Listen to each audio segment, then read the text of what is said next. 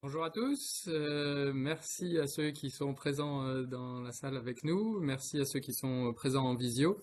J'espère que tout le monde m'entend bien en visio.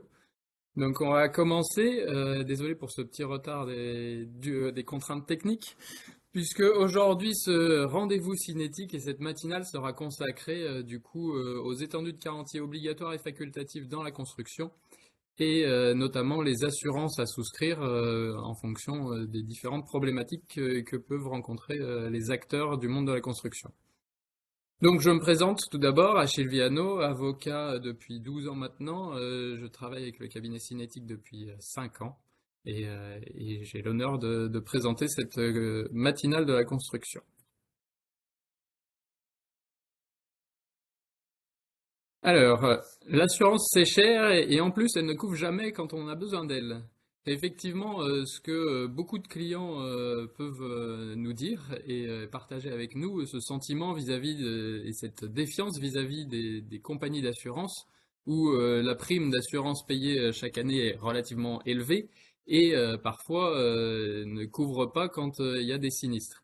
La matinée sera donc consacrée à étudier de plus près les différentes garanties qui existent en matière de construction et pourquoi les assureurs peuvent parfois refuser leurs garanties et du coup se prémunir, voir quelles sont les modalités pour s'adapter à cette situation.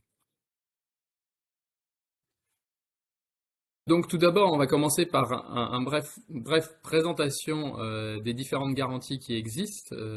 D'abord les garanties obligatoires, avec bien sûr la plus connue et la plus importante, la garantie décennale, l'assurance de responsabilité décennale, qui est obligatoire pour tous les acteurs de la construction, que ce soit un architecte, que ce soit un maître d'œuvre, que ce soit un artisan du BTP, que ce soit un bureau d'études, que ce soit une petite entreprise ou une grosse entreprise.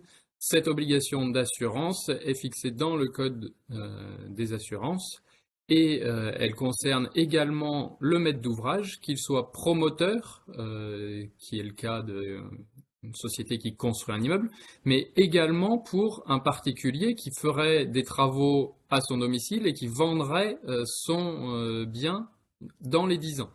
Sur ce point, on peut effectivement attirer l'attention de certaines personnes sur le fait que un particulier qui réalise lui-même des travaux à son domicile et qui les vend et qui vend son domicile avant 10 ans est tenu par la responsabilité décennale prévue par l'article 1792. Ce qui entraîne une potentielle responsabilité et donc une question qui peut se poser une question d'assurance, à voir si c'est adapté ou pas. Donc l'assurance décennale est à souscrire avant la déclaration d'ouverture de chantier.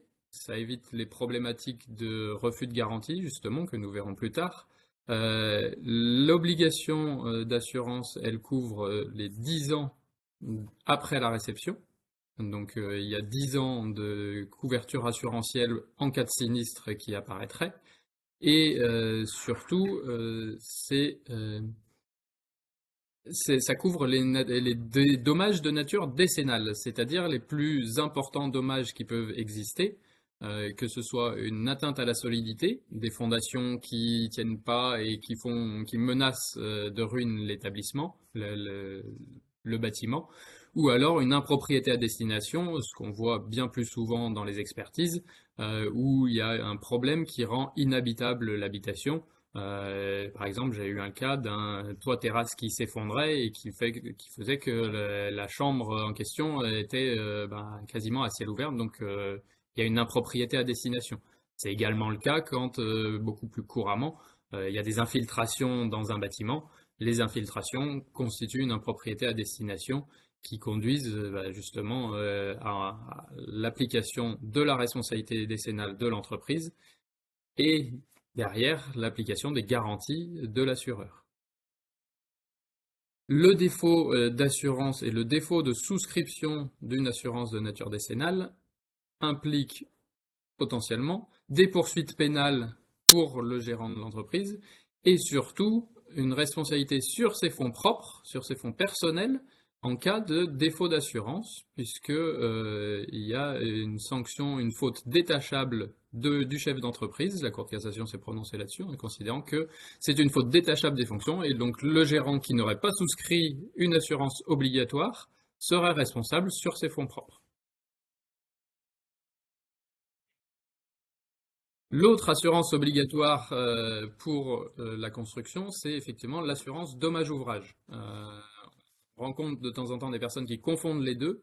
L'assurance dommage-ouvrage, au contraire de l'assurance décennale qui est souscrite par les entreprises, l'assurance décennale est souscrite par le maître d'ouvrage ou dans l'intérêt du maître d'ouvrage, notamment par les CCMistes qui souscrivent l'assurance dommage-ouvrage pour le compte de l'acquéreur. Là encore, elle est souscrite avant l'ouverture de chantier, avec pas mal d'obligations et de documents à fournir à l'assureur, notamment les marchés de travaux et les attestations d'assurance, puisque le but de l'assurance dommage-ouvrage, c'est de préfinancer les travaux de réparation des désordres de nature décennale, mais les préfinancer avec derrière un recours contre les assureurs des entreprises responsables. Donc là encore, la garantie est de 10 ans à compter de la réception. J'ai mis après l'année de garantie de parfait achèvement parce que, en principe, les assureurs n'interviennent pas dans l'année de parfait achèvement où c'est les entreprises qui sont tenues de garantir et d'intervenir pour les désordres apparus dans la première année qui suit la réception. Et j'ai également précisé que la garantie dommage-ouvrage peut intervenir dans certains cas très limités avant la réception avec deux conditions indispensables. C'est même trois, on va dire, puisque c'est non seulement un désordre de nature décennale, puisque c'est le principe même de l'assurance dommage-ouvrage, mais pour qu'elle intervienne avant la réception, il faut qu'il y ait une mise en demeure de l'entreprise, restée sans effet, et surtout une résiliation du marché. Là-dessus, on a une jurisprudence très récente qui a confirmé ces points-là, notamment la mise en demeure qui doit être explicite. Donc une jurisprudence que j'ai visée, le 7 septembre 2022, la Cour de cassation a confirmé qu'il fallait bien ces deux critères indispensables pour l'application des garanties de la dommage-ouvrage avant réception. Le défaut d'assurance est là encore sanctionné par des poursuites pénales, avec une exception pour le particulier qui fait réaliser lui-même les travaux pour lui-même. Enfin, une dernière garantie obligatoire en matière de construction, qui là n'est pas une garantie de dommage ou une garantie de responsabilité comme les deux premières, mais une garantie financière. C'est dans le cas des ventes en l'état futur d'achèvement, où le promoteur a une obligation de souscrire avant la vente, avant les contrats de VFA, de souscrire une garantie bancaire, financière, permettant de garantir à l'acquéreur l'achèvement du bâtiment.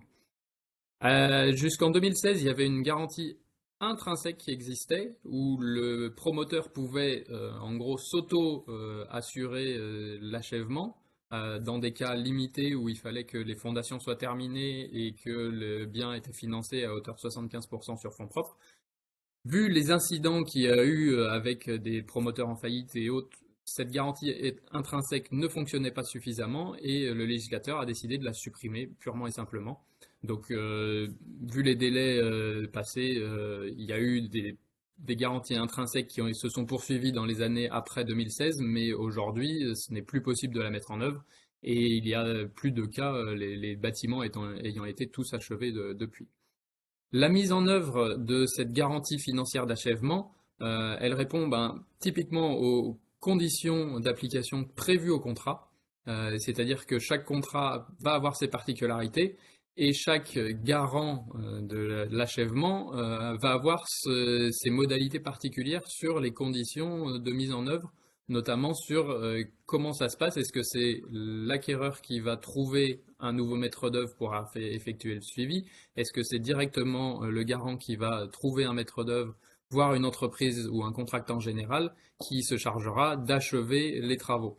Là aussi, c'est jusqu'à l'achèvement des travaux que la garantie financière intervient. La garantie financière d'achèvement intervient jusqu'à l'achèvement des travaux total, sur ce qui était convenu dans l'acte de vente. C'est-à-dire que s'il y a eu des travaux modificatifs par la suite ou autre, le garant ne va pas forcément respecter ça, mais respecter le contrat signé avec le promoteur. Ensuite, il y a toute une liste d'assurances facultatives qui existent, des assurances facultatives qui s'appliquent avant la réception et d'autres après la réception. Avant la réception, il y a les garanties individuelles classiques qui concernent l'effondrement, la catastrophe naturelle, l'incendie, la tempête. Ça, c'est une garantie qui est inclue dans la majorité des contrats d'assurance, mais j'ai déjà eu le cas d'une entreprise qui avait souscrit uniquement une décennale et aucune garantie facultative. Un incendie est survenu en cours de chantier, toutes les entreprises étaient couvertes par cette garantie facultative, sauf une, et c'était l'entreprise la plus impactée par le sinistre, c'est-à-dire qu'elle avait une responsabilité majoritaire sur le sinistre, avec un coût qui était d'au moins 500 000 euros. Ça impliquait une responsabilité pour l'entreprise et donc un potentiel risque financier de 200 000 euros, puisqu'elle avait une part prépondérante dans la responsabilité, puisque c'est elle qui n'avait pas assuré la sécurité du chantier, c'était un incendie volontaire. Et là-dessus, eh bien, il n'y avait pas de garantie, elle n'avait pas de garantie facultative et elle n'avait aucun recours contre son assureur qui couvrait juste la décennale. Un autre cas qui peut se présenter, c'est la tempête. Tempête, ça veut dire qu'il y a encore des conditions à respecter. L'assureur ne fait qu'appliquer son contrat. Et j'ai eu le cas d'un charpentier qui avait construit toute la charpente de son extension et un gros coup de vent a mis complètement par terre toute la charpente qu'il avait finie. Mais l'ouvrage en lui-même n'était pas terminé, pas réceptionné, puisqu'il n'y avait pas encore le toit, il n'y avait pas encore les murs. Et dans ces cas-là, l'assuré avait une garantie facultative pour couvrir la tempête, mais les bulletins météo ne confirmaient pas la tempête sur la commune en question. Donc l'entreprise n'avait aucun recours et malheureusement il n'y avait rien à faire si ce n'est une autre garantie que nous allons voir plus tard, qui est la tout risque chantier, qui là aurait permis de couvrir cet incident. Les autres garanties individuelles courantes qui sont en fait dans la majorité des polices d'assurance, la garantie engin de chantier qui couvre les incidents qui sont causés par les engins de chantier à l'exclusion des accidents de la route qui eux sont liés à l'obligation d'assurance des véhicules. Donc c'est dans la fonction outil. Une grue qui blesse une personne ou un tractopelle qui défonce un mur qu'il ne devait pas, ça peut entrer dans la garantie des engins de chantier. Bris de machine, c'est la même chose, l'outil utilisé par l'entreprise qui présente un défaut et qui ne permet pas de poursuivre les chantiers, le chantier, ça permet d'intervenir pour avoir une réparation et acheter un nouvel outil. La responsabilité civile de l'exploitation et du chef d'entreprise, ça s'applique également dans les cas de responsabilité vis-à-vis d'une faute à l'égard des tiers, d'un accident à l'égard des tiers. Les autres garanties individuelles qui existent et qui ne sont pas systématiquement proposées, les dommages aux avoisinants, ce qui est très important comme garantie, parce que malheureusement on le voit de plus en plus souvent dans des constructions d'immeubles surtout, avec des terrassements qui peuvent être parfois un peu trop rapides et l'effondrement de terrains voisins, de murs voisins. Il n'y a pas longtemps, j'ai eu un dossier avec un promoteur qui a pris 3 bureaux d'études différents en structure, un terrassier qui n'a pas respecté les préconisations données, et du coup, un immeuble voisin qui s'est fissuré et qui a une partie qui s'est complètement délitée, un mur qui est quasiment ouvert en deux, et du coup, une problématique avec un bien qui est rendu inhabitable et donc des garanties qui peuvent s'appliquer pour les dommages aux avoisinants. La protection financière qui concerne bien souvent les pertes d'exploitation du local professionnel ou de l'outil de production. Ça, on a vu au cours des derniers mois et surtout des dernières années avec le Covid notamment, que les pertes d'exploitation sont très encadrées et très surveillées par les assureurs, parce que ça peut très vite chiffrer, et le but étant de bien cadrer les choses. Donc les assureurs, au cours des dernières années, là, ont bien encore plus limité l'application de cette garantie de perte d'exploitation. Mais elle est proposée dans certains contrats de responsabilité décennale avec un PAC, on va dire. Les dommages à l'environnement, c'est une garantie qu'on voit de plus en plus souvent qui est proposée, puisque ça peut exister, ça peut arriver, notamment avec l'utilisation de produits qui sont pas forcément les plus écologiques dans les chantiers, et qui peuvent impliquer une contamination des sols ou une contamination. Alors, la peinture au plomb a été supprimée, l'amiante aussi depuis 97, mais il y a des cas où les contaminations de l'environnement peuvent impliquer, que ce soit une source ou que ce soit le terrain en lui-même, peuvent impliquer une responsabilité des entreprises du BTP, et du coup une garantie est proposée, mais c'est une garantie facultative qu'il appartient à l'entreprise de souscrire. Enfin, une protection juridique, ça peut être utile et ça peut servir aux entreprises pour arriver à se défendre dans les expertises et dans les procédures. Puisque malheureusement, j'ai envie de dire, mais c'est peut-être la vision d'un avocat, mais trop souvent, l'entreprise va déclarer le sinistre à son assureur et laisser son assureur gérer le sinistre, gérer l'expertise, gérer la procédure. Dans certains cas, ça peut se faire, mais il faut toujours garder en tête que l'assureur, quand il adresse le premier courrier à son assuré, il écrit « J'interviens jusqu'à la fin de l'expertise et je vous dirai à la fin de l'expertise si je garantis ou pas ». Ce qui veut dire que toute l'expertise judiciaire, l'entreprise est accompagnée par un expert et par un avocat, mais il peut arriver qu'à la fin de l'expertise, finalement, l'assureur dise eh ben maintenant, je ne vous garantis pas, débrouillez-vous tout seul. Donc la protection juridique permettra, elle, d'avoir un avocat qui sera en complément de l'avocat qui pourrait représenter l'assureur, mais qui défendra directement l'entreprise et le chef d'entreprise pour qu'il n'ait pas de responsabilité ou pour minimiser au maximum sa responsabilité dans les dégâts et dans le coût total du sinistre. Les garanties collectives qui existent en matière de construction et qui sont facultatives, c'est l'atout risque chantier, dont j'ai commencé à parler tout à l'heure, qui concerne effectivement tous les incidents qui peuvent survenir en cours de chantier. C'est une police tout risque sauf, donc tout ce qui inclut, ça garantit tous les incidents de chantier, sauf ceux qui sont précisés dans la police d'assurance. Donc c'est une police qui est souscrite bien souvent par un maître d'ouvrage promoteur, et le but est de couvrir tous les incidents de chantier, notamment, comme celui qu'on a vu tout à l'heure, le dommage aux avoisinants. Le dossier dont je parlais, effectivement, il y a une TRC qui est intervenue et qui a permis de préfinancer un certain nombre de travaux de réparation pour permettre au promoteur de reprendre la construction de son immeuble.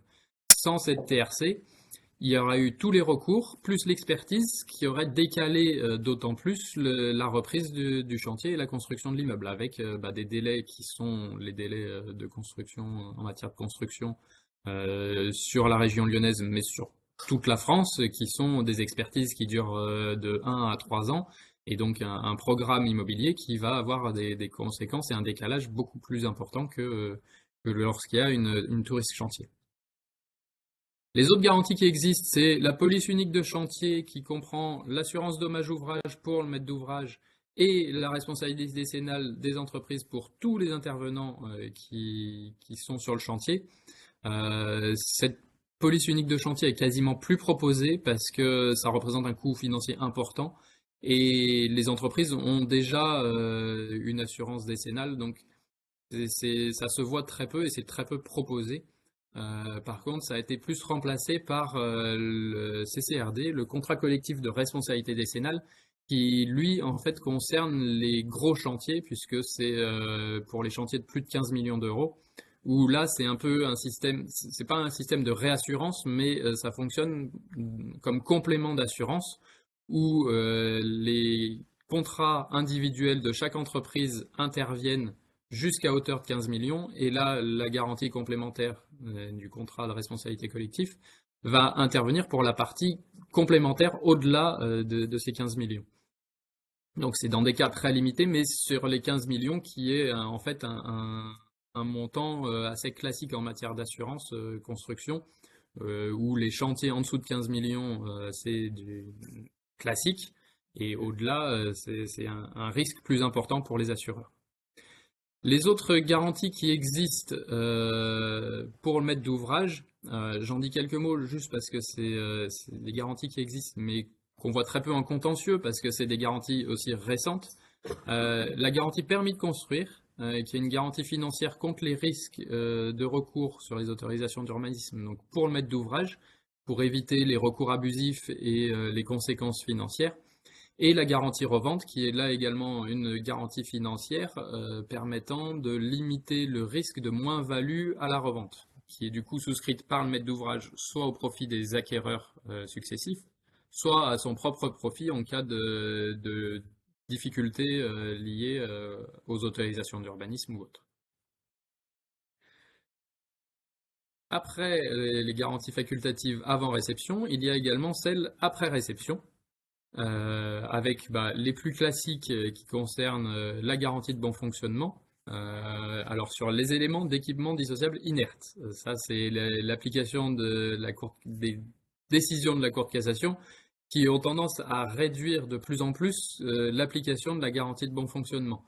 La garantie de bon fonctionnement, en principe, c'est les éléments d'équipement dissociables. Donc ça peut couvrir un certain nombre de choses, mais plus ça va, plus la Cour de cassation a tendance à réduire ce champ d'application et à appliquer la garantie décennale pour protéger, on va dire, les maîtres d'ouvrage et les particuliers qui ont des désordres chez eux. Et du coup, la garantie de bon fonctionnement est de plus en plus limitée à des cas précis et des éléments inertes. Et même typiquement du carrelage, ça peut rentrer dans cette catégorie, mais le carrelage collé va être un élément d'équipement dissociable inerte. Le carrelage scellé, c'est de la responsabilité décennale. La garantie sur les peintures, par exemple, ça ne relève pas de la décennale et ce n'est pas forcément non plus de la garantie de bon fonctionnement. C'est uniquement de la responsabilité contractuelle de l'entreprise parce que ça a une fonction que esthétique. Un enduit de façade, selon les cas, ça peut être de nature décennale, ça peut être uniquement de la responsabilité contractuelle. Les autres garanties facultatives qui sont proposées en général dans le package, c'est la responsabilité décennale en qualité de sous-traitant, puisque par la loi, le sous-traitant n'a pas l'obligation d'être assuré, n'engage pas sa responsabilité décennale, mais dans les faits, l'entreprise n'intervient pas systématiquement en qualité de sous-traitant, et donc a cette obligation d'assurance quand elle intervient en tant que locataire d'ouvrage directement. Et du coup, la responsabilité décennale en qualité de sous-traitant vient en fait en complément pour les cas où il y aurait une sous-traitance. Et c'est les mêmes conditions que la garantie décennale classique, mais c'est une garantie facultative qui est importante de souscrire aussi parce que sinon ça veut dire qu'on engage sa responsabilité potentiellement contractuelle. En sous-traitant, on est toujours tenu à la contractuelle envers son donneur d'ordre. Donc c'est une garantie qui existe et qu'il est important de souscrire. La responsabilité pour dommages matériels aux existants, notamment dans les cas d'extension d'une maison où il y a des problématiques qui peuvent se poser sur l'existant. C'est une garantie qui existe et qui peut être important en cas de dommage. Je pense notamment à un dossier où il y a effectivement des infiltrations depuis l'extension sur la partie existante. Donc une garantie qui peut s'appliquer dans ces cas-là. Et la responsabilité pour dommages immatériels consécutifs après réception, c'est des dommages qui sont liés à un dommage de nature décennale et qui impliquent par exemple une perte financière. C'est notamment le cas d'infiltration, des ordres de nature décennale, avec comme conséquence une perte de loyer, une impossibilité de louer l'appartement, c'est une perte financière. Avec cette précision sur la garantie des dommages immatériels consécutifs, que les assureurs ont bien retenu l'application de la jurisprudence de la Cour de cassation, qui ne couvre que les pertes financières, c'est-à-dire que le préjudice de jouissance n'est pas couvert par cette garantie. L'entreprise, elle, sera tenue parce qu'elle est responsable d'un préjudice de jouissance, mais il n'y aura pas d'assurance. En tout cas, l'assurance pour dommages immatériels consécutifs n'entrera pas dans cette catégorie-là. Les autres garanties après réception, les immatériels purs, ben, ça peut être ça, les dommages, le préjudice de jouissance, les dommages les troubles de voisinage. La responsabilité pour dommages intermédiaires, ça c'est une catégorie particulière, c'est une création jurisprudentielle où c'est les dommages qui ne relèvent pas de la décennale mais qui ont une importance telle que ça pourrait entraîner la responsabilité de l'entreprise. C'est un peu une catégorie fourre-tout parce que c'est au gré des décisions de la Cour de cassation qu'on sait ce qui entre ou non dans les dommages intermédiaires. C'est la responsabilité contractuelle de l'entreprise qui relèverait de la catégorie des désordres de nature décennale si ça entrait dans cette catégorie, si les désordres entraient dans cette catégorie. Donc c'est une catégorie vraiment fourre-tout, et elle n'est pas systématiquement proposée, mais vu que c'est de la responsabilité contractuelle de l'entreprise, ça peut être intéressant de la souscrire pour se prémunir d'un risque financier pour l'entreprise, de pas avoir, d'avoir une assurance qui va intervenir. Une autre garantie qui est apparue il y a un peu moins d'une dizaine d'années, c'est la garantie, la responsabilité décennale pour les travaux non soumis à l'obligation d'assurance, puisque le code des assurances et le code civil prévoient une exclusion de certains types de travaux de l'obligation d'assurance, notamment les voiries et les VRD, ce qu'on voit le plus souvent parce que les ouvrages sportifs et les équipements ferroviaires et marins, c'est moins courant, notamment sur la région lyonnaise. Mais tout ce qui est des travaux qui ne seraient pas soumis à l'obligation d'assurance, il y a la possibilité de souscrire une garantie facultative pour qu'il y ait une assurance qui couvre les dommages qui seraient apparus sur ces ouvrages. Une autre garantie qui est liée à celle-ci, c'est les travaux non soumis à l'obligation d'assurance, pardon, c'est ce que je viens de dire. C'est les autres dommages qui ne correspondraient pas à un ouvrage, puisque dans les arguments de l'assurance pour défendre l'entreprise, c'est de dire qu'elle n'a pas participé à l'exécution d'un ouvrage. Donc il y a une garantie facultative qui existe pour couvrir ce qui n'a pas le caractère d'un ouvrage. Typiquement, l'enduit de façade, ça peut être considéré comme des travaux qui ne constituent pas un ouvrage. Mais là encore, c'est de l'interprétation jurisprudentielle au cas par cas pour savoir si ça entre ou non dans la catégorie des ouvrages. Enfin, une garantie facultative qu'on a vu apparaître au cours des dernières années, c'est sur la conformité à la réglementation thermique, l'ART 2012 et maintenant la RE 2020, puisque ça implique pour notamment les promoteurs, mais toutes les entreprises, le respect d'un certain nombre de critères environnementaux et énergétiques pour le bâtiment construit, neuf, et du coup une responsabilité en cas de non-respect de l'atteinte de ces critères de réglementation thermique.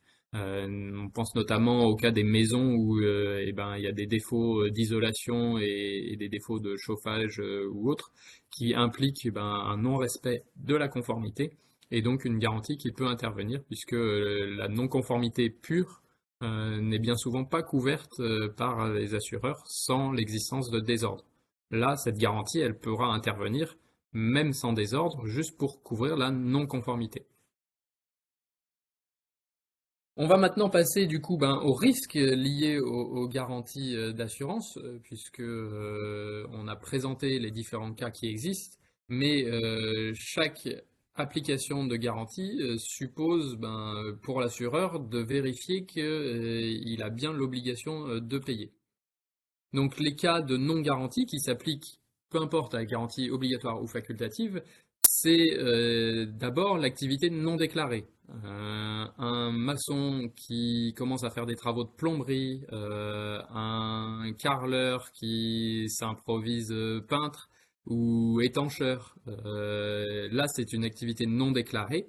Donc l'assureur va dire le contrat souscrit concernait uniquement telle activité, je ne peux pas intervenir pour telle autre activité. Et là-dessus, c'est là où il faut être vigilant dans les garanties qui sont souscrites et dans les activités qui sont déclarées, puisque moi j'ai eu le cas d'une entreprise tout corps d'État, donc qui faisait maçon et second œuvre, qui avait construit une maison. Et dans la réalité, dans l'analyse des documents contractuels, c'était une TCMI qu'il avait construit, une construction de maison individuelle, avec plan, je pense, en plus. Donc c'est un cas particulier. Et en prenant les déclarations au moment de la souscription, eh ben, on s'était aperçu que l'entreprise en fait avait volontairement choisi de ne pas souscrire la garantie de constructeur de maison individuelle, mais avait limité sa garantie à une entreprise tout corps d'État. Sauf que eh ben, l'assureur n'a pas manqué de soulever que c'était pas la bonne garantie qui appliquait, c'était pas la bonne activité déclarée, donc refus de garantie. Et toute la charge des réparations des désordres, puisque c'était un mur qui était ouvert en deux, c'était pour l'entreprise. Les cas de non-garantie, c'est également la fausse déclaration. Classiquement, l'assureur n'intervient pas quand il y a une fausse déclaration de l'assuré, que ce soit à la souscription ou par la suite. Il y a des cas différentes applications. Et enfin, le non-paiement de primes, qui est classique. Si l'assuré ne paye plus ses primes, ben, l'assureur n'intervient plus. Il y a d'abord une suspension des garanties avec mise en demeure de payer les primes dues, et après cette mise en demeure restée sans paiement, une résiliation de la garantie d'assurance. Là-dessus, on peut par exemple citer la Cour de cassation le 24 novembre 2022 qui est revenue sur la mise en demeure de l'assureur qui doit être précise et viser explicitement les primes non payées. Là, c'était le cas d'une prime versée échelonnée et la mise en demeure n'était pas suffisamment précise sur le paiement qui était dû par l'entreprise parce qu'elle avait versé une partie de la somme et autres. Donc, la Cour de cassation a considéré que l'assureur n'avait pas correctement résilié la police. Les cas de réduction de garantie, c'est-à-dire l'application de la règle proportionnelle, ce qu'on voit de plus en plus souvent par les assureurs, c'est les cas où il y a une déclaration partielle du risque, soit au moment de la souscription, soit au cours de la vie du contrat. C'est notamment le cas d'une entreprise qui souscrit pour une activité horticole, par exemple, sur 15 000 mètres carrés, et en fait, il y a 17 000 mètres carrés. Et ben, les 2 000 mètres carrés en plus, l'assureur va dire, j'ai pas touché de prime pour ce complément, donc je vous applique la règle proportionnelle et je réduis l'indemnité en cas de tempête. C'est également le cas d'une augmentation de l'effectif de l'entreprise, où une entreprise, au moment de la souscription du contrat, elle avait 5 salariés. Au bout de 5 ans, elle a 10 salariés. Le risque est modifié pour l'assureur, donc une responsabilité plus grande, un risque plus grand pour l'assureur. L'assureur, si la prime n'a jamais été mise à jour en considération des effectifs, eh bien, l'assureur va dire j'applique la règle proportionnelle parce que vous avez pris un risque plus grand que ce qui était déclaré. C'est la même situation dans l'évolution du chiffre d'affaires. Certaines garanties ont l'obligation, certains contrats d'assurance, pardon, doivent avoir une déclaration du nombre de chantiers ou du chiffre d'affaires annuel. En fonction de l'évolution du chiffre d'affaires, la prime va être revue à la hausse ou éventuellement à la baisse. Ça peut impliquer une, une réduction proportionnelle si jamais il y a une limite de déclaration. Euh, je voulais dire un mot sur le cas particulier des faillites de l'assurance, des assureurs, puisque ça existe. On a eu quelques cas au cours des dernières années. Alors c'était systématiquement des assureurs en LPS, donc en libre prestation de service. C'est la possibilité offerte pour les établissements implantés dans l'espace économique européen de proposer sur le marché français des assurances, et notamment des assurances de responsabilité décennale. Depuis 2016, il y a eu donc 5 compagnies qui ont fait faillite, avec des conséquences plutôt importante pour les entreprises, mais surtout pour les maîtres d'ouvrage. Mais derrière, ça va être les entreprises qui vont payer à leur place, puisque on a Gable qui était au Liechtenstein, Kudos qui était au Danemark, Elite implanté à Gibraltar, Alpha au Danemark et CBL en Irlande. Toutes ces compagnies ont fait faillite avec la suppression des nouveaux contrats, la résiliation des polices qui existaient au moment de la souscription. Et la problématique qui se pose, c'est pour les travaux réalisés au cours de la période de couverture de ces assurances, puisque la responsabilité décennale, du coup, continue de s'appliquer pour l'entreprise, mais avec le défaut d'assurance, puisque l'assureur ne pourra plus intervenir. Il y a eu des liquidateurs désignés pour ces 5 assureurs, mais je ne vous cache pas que pour obtenir une quelconque somme, un quelconque versement d'une somme avec des liquidateurs dans les pays mentionnés, c'est plus que compliqué, et surtout les fonds de garantie qui existent dans ces pays-là n'interviendront pas sur les nouveaux sinistres parce que ils ont déjà complètement épuisé dès les 6 premiers mois les fonds qui étaient éventuellement attribués. Du fait que ces compagnies étaient implantées à l'étranger, ça permettait de proposer des tarifs relativement bas et d'être très agressifs sur le marché de la responsabilité décennale. Sauf que ces compagnies ne cotisaient pas au fonds de garantie des assurances obligatoires, ce qui fait que le fonds de garantie qui couvre les assureurs en France n'intervient pas pour la responsabilité décennale des entreprises concernées. La seule possibilité qui existe pour l'entreprise, c'est de faire reprendre le passé par son nouvel assureur. Ça implique une surprime, nécessairement, puisque l'assureur va prendre en charge des chantiers passés où elle était pas encore, l'entreprise n'était pas encore assurée chez elle, mais ça permet de prémunir l'entreprise contre une éventuelle responsabilité, puisque elle-même reste responsable pendant 10 ans. Mais là, elle peut se retrouver sans assurance et du coup, ça implique une problématique financière relativement importante. Les cas d'exclusion de garantie, les refus de garantie qui peuvent exister en matière de construction, c'est quasi systématiquement ceux qui sont visés dans les conditions générales et les conditions particulières, les exclusions de garantie, avec des positions des compagnies d'assurance qu'on connaît régulièrement. Par exemple, pour le volet en décennal, c'est l'absence de réception. L'absence de réception fait qu'il y a la garantie, la responsabilité décennale et la garantie décennale ne peuvent pas s'appliquer. L'absence de désordre de nature décennale, si la gravité n'est pas suffisante pour que l'assureur intervienne, la garantie de responsabilité décennale n'interviendra pas. Un autre cas de refus, c'est systématique, c'est si le contrat a été souscrit après l'ouverture de chantier. Ça, c'est le précédent d'assureur qui doit intervenir. C'est pour ça que les assureurs prennent en compte et cherchent toujours à connaître la date effective de l'ouverture de chantier, parce que c'est l'assureur au jour de l'ouverture de chantier qui doit intervenir.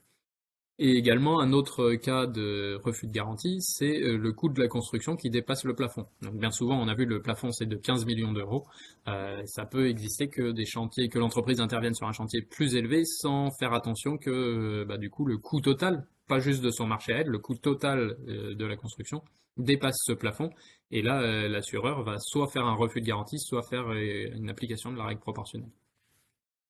Sur les garanties facultatives, les arguments opposés, c'est la police qui est résiliée, puisque sur toutes les garanties facultatives, elles ne s'appliquent pas pendant 10 ans, mais elles s'appliquent uniquement du jour de la souscription jusqu'à la résiliation auprès de cet assureur, qui peut impliquer à certains moments la mise en cause pour l'entreprise de son assureur de responsabilité décennale, mais également l'assureur de responsabilité civile pour les garanties facultatives, voire des fois il y a une succession d'assureurs avec différents désordres qui sont intervenus au fil des années, et donc différentes conséquences et différentes garanties facultatives qui peuvent être mises en jeu.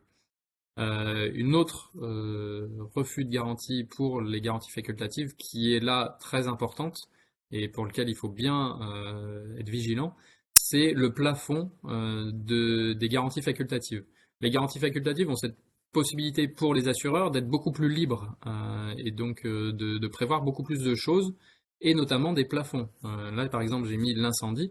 Il est possible que pour la responsabilité civile de l'entreprise pour les dommages aux existants ou pour les dommages aux avoisinants, dommages en cours de chantier, il y a un plafond de garantie et qui parfois peut être assez bas, à quelques dizaines de milliers d'euros, centaines de milliers d'euros. Si le coût du sinistre c'est 1 million d'euros, la part qui n'est pas couverte par l'assurance facultative, ça va être l'entreprise qui devra l'assumer.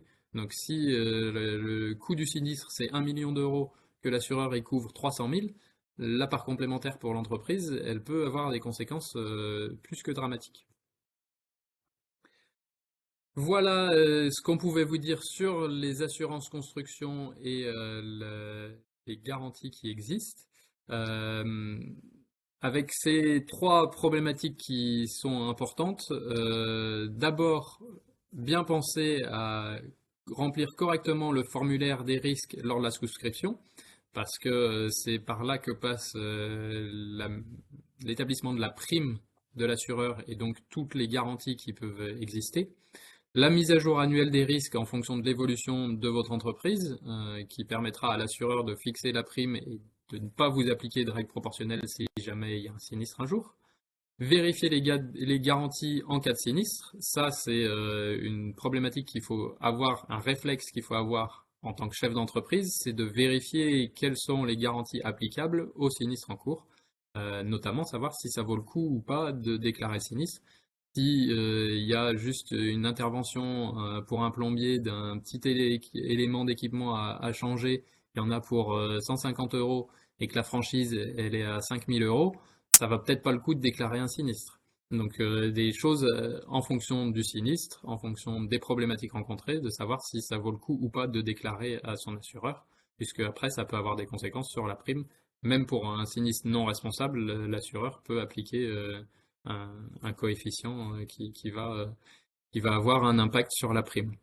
Et du coup, bah, le dernier conseil, c'est de se faire accompagner par un avocat à tout moment, dès qu'il y a un sinistre, dès qu'il y a une problématique vis-à-vis de ses clients, problématique vis-à-vis de son assureur aussi, puisque on peut rencontrer des cas où l'assureur va pas appliquer correctement le contrat souscrit, voire va potentiellement appliquer la dernière version des conditions générales alors que le contrat il a quelques années et que c'était pas les conditions générales qui ont été convenues entre les parties.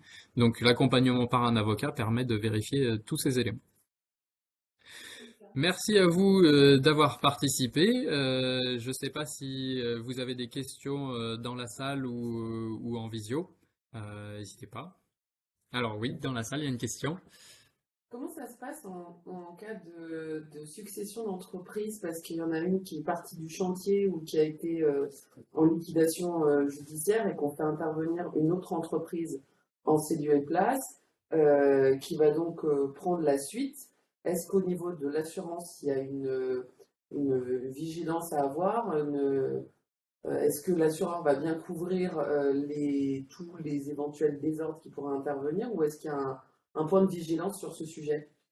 Oui, alors je répète la question en visio pour si jamais vous l'avez pas bien entendu, c'est en cas de succession d'entreprise au cours du chantier, est-ce qu'il peut y avoir une problématique au niveau des assurances? Alors le principe de quand il y a une entreprise qui fait faillite ou qui même est remplacée sur le chantier, il faut qu'il y ait un état d'avancement pour bien déterminer les travaux qui ont été réalisés par la première entreprise, que la deuxième entreprise accepte réceptionne les travaux déjà réalisés. Soit elle ne le fait pas, ce qui est le cas malheureusement dans un certain nombre de dossiers où l'entreprise intervient et prend juste la suite sans faire un état précis, et du coup elle engage sa responsabilité sur la totalité, y compris sur les travaux qu'elle n'a pas réalisés. Mais s'il y a un état précis qui permet en fait derrière à l'assureur de déterminer ce qui a été fait par qui, le premier assureur peut intervenir et le second pour les deuxièmes parties des travaux. Il peut y avoir deux assureurs pour le même lot, ça ne pose pas de difficulté tant qu'on sait bien qui a fait quoi et que l'entreprise est responsable.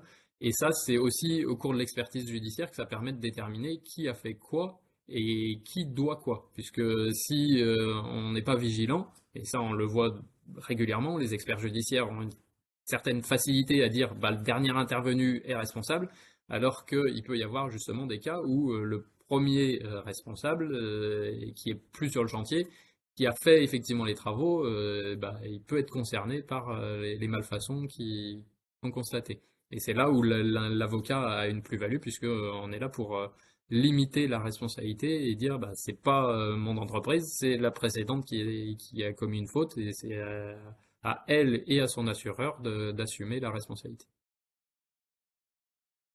Oui? Comment ça se passe quand il y a, par exemple, cession d'assureur dans un chantier et que une entreprise résilie son contrat d'assurance en cours de chantier avec l'assureur et que elle ne se réassure pas par la suite, parce qu'en général, ça va pas forcément très bien dans ses finances et que elle a plus d'assureur après et qu'elle-même se finit enfin, par tomber en liquidation et qu'on a un litige et qu'on veut engager sa responsabilité ou celle de son assureur et que l'assureur dit je vous garantis pas parce que mon contrat est résilié en fait. Voilà. Ouais. Ça, c'est la problématique qui existe, effectivement, de résiliation de l'assurance en cours de chantier. Ça, c'est une problématique qu'on voit heureusement de moins en moins, mais qui existait notamment avec des entreprises qui s'assuraient en gros une année sur deux pour avoir des attestations d'assurance pour pouvoir les produire pour démarrer le chantier, et puis finalement n'étaient plus couvertes au moment de l'exécution des travaux. Donc c'est une grosse problématique qui existe parce que effectivement l'assureur qui intervient, c'est l'assurance au jour de l'ouverture de chantier. Mais avec cette problématique, le contrat et les garanties ne s'appliquent qu'à compter de la réception. Et à la réception, si c'est plus le même assureur, ça peut poser un problème et ça peut justifier la position de l'assureur. Donc effectivement, il peut y avoir un refus de garantie. L'entreprise, elle, sera de toute façon responsable, donc c'est au chef d'entreprise d'éviter ce genre de problématique et d'être sûr qu'elle a bien un assureur pour la totalité du chantier, quoi. Sinon, ça va être pour elle et du coup, ben, pour le chef de chantier, si chef d'entreprise, pardon, s'il n'a pas souscrit cette obligation, on l'a vu tout à l'heure, il est responsable sur ses fonds personnels. Je ne vois pas de commentaires concernant les expertises. Alors, j'ai une question en ligne. Concernant les expertises, vous citez à juste titre les experts d'assurance, mais n'oublions pas que le maître d'ouvrage peut avoir un recours à un expert d'assuré. Oui, tout à fait. Les experts d'assurés, alors il faut aussi trouver des bons parce qu'il y en a vraiment de toutes sortes. Moi, j'ai déjà eu le cas où on était en expertise judiciaire et une copropriété se faisait accompagner par un expert qui avait que le nom, puisque l'expert judiciaire nous a rappelé que expert, c'est pas réglementé, donc n'importe qui peut se prétendre expert. Et là, surtout, l'expert qui accompagnait la copropriété avait relevé un certain nombre de désordres, dont la moitié n'étaient pas vraiment des désordres, et il avait aucune compétence technique, et du coup, l'expert judiciaire lui-même était un peu désespéré de voir l'incompétence, le niveau d'incompétence de cet expert qui accompagnait la copropriété. Mais effectivement, les experts d'assurés, il y en a des très bien, et c'est une possibilité de se faire accompagner, surtout pour les entreprises, et c'est vrai qu'on le voit beaucoup plus pour des cas de sinistres professionnels et sinistres industriels, pour se faire accompagner dans la négociation avec l'assureur en cas de sinistre. Notamment, tout à l'heure, je parlais d'une tempête pour un bâtiment qui a arraché la toiture ou autre. Ça permet effectivement d'avoir un expert qui accompagne. Et des fois, il y a même une garantie qui permet de couvrir les honoraires de l'expert avec un pourcentage du coût des travaux ou autre. Donc c'est une possibilité de se faire accompagner par l'expert. Et un dernier point de vigilance, c'était sur le courtier, puisque j'ai relevé il n'y a pas longtemps.